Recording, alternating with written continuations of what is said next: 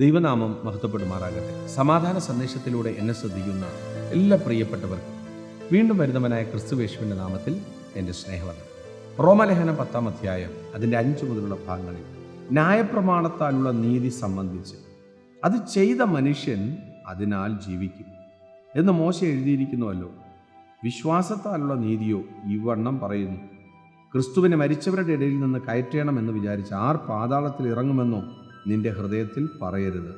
എന്നാൽ അതെന്തു പറയുന്നു? വചനം നിനക്ക് സമീപമായി, നിന്റെ വായിലും നിന്റെ ഹൃദയത്തിലും ഇരിക്കുന്നു. അത് ഞങ്ങൾ പ്രസംഗിക്കുന്ന വിശ്വാസ വചനം തന്നെ.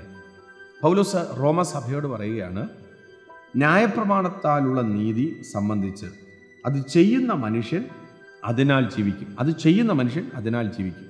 വിശ്വാസത്തെക്കുറിച്ച് പറയുന്നു, വിശ്വാസം വചനം നിനക്ക് സമീപമായി, നിന്റെ വായിലും നിന്റെ ഹൃദയത്തിലും ഇരിക്കുന്നു. അത് ഞങ്ങൾ പ്രസംഗിക്കുന്ന വിശ്വാസ വചനം തന്നെ. അടുത്ത് പറയുകയാണ്, യേശുവിനെ കർത്താവ് എന്ന് വായ് കൊണ്ട് ഏറ്റുപറയുകയും ദൈവം അവനെ മരിച്ചവരിൽ നിന്ന് ഉയർത്തെഴുന്നേൽപ്പിച്ചു എന്ന് ഹൃദയം കൊണ്ട് വിശ്വസിക്കുകയും ചെയ്താൽ നീ രക്ഷിക്കപ്പെടും. ഹൃദയം കൊണ്ട് നീതിക്കായി വിശ്വസിക്കുകയും വായ് കൊണ്ട് രക്ഷയ്ക്കായി ഏറ്റുപറയുകയും ചെയ്യുന്നു. ദൈവവചനം നമ്മോട് പറയുകയാണ്, രക്ഷ എന്ന് പറയുന്നത് പ്രമാണത്തെ മുറുകെ പിടിച്ചുകൊണ്ട് നിൽക്കുന്നതല്ല. ന്യായപ്രമാണം എന്തു പറയുന്നു അത് ചെയ്യുന്നവൻ അതിനാൽ നീതീകരിക്കപ്പെടും.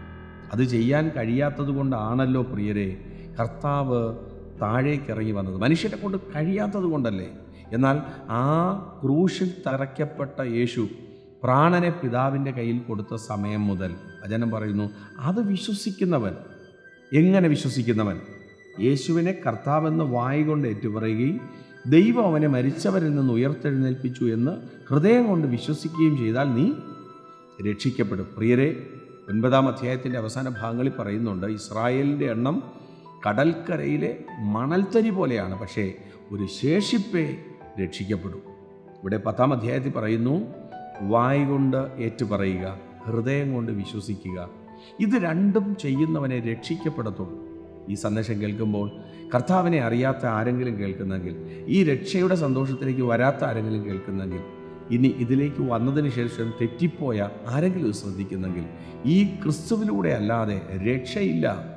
റോമസഭയ്ക്ക് ലേഖനം കൈമാറുമ്പോൾ ആത്മാവ് പറയുകയാണ്, ഈ ക്രിസ്തുവിൽ നിന്ന് വേർപെട്ടാൽ ഞാൻ ശാപഗ്രസ്തനായി. എന്നാൽ ക്രിസ്തുവിനോട് ചേർന്ന് നിന്നാൽ അതെനിക്ക് അനുഗ്രഹമെന്നെണ്ണി ഈ രക്ഷയുടെ സന്തോഷത്തിനകത്തേക്ക് പ്രവേശിച്ച് വിശ്വസ്തയോടെ സഞ്ചരിച്ച് കർത്താവിൻ്റെ രാജ്യത്തിൽ പ്രയോജനമുള്ളവരായി തീർന്ന് അന്ത്യം വരെ പോർക്കളത്തിനകത്ത് യുദ്ധം ചെയ്ത് ജയിപ്പാൻ ദൈവം കൃപ ചെയ്യട്ടെ. വിശ്വസിക്കുക, പ്രാർത്ഥിക്കുക. ദൈവം വിശ്വസ്തൻ. God bless U.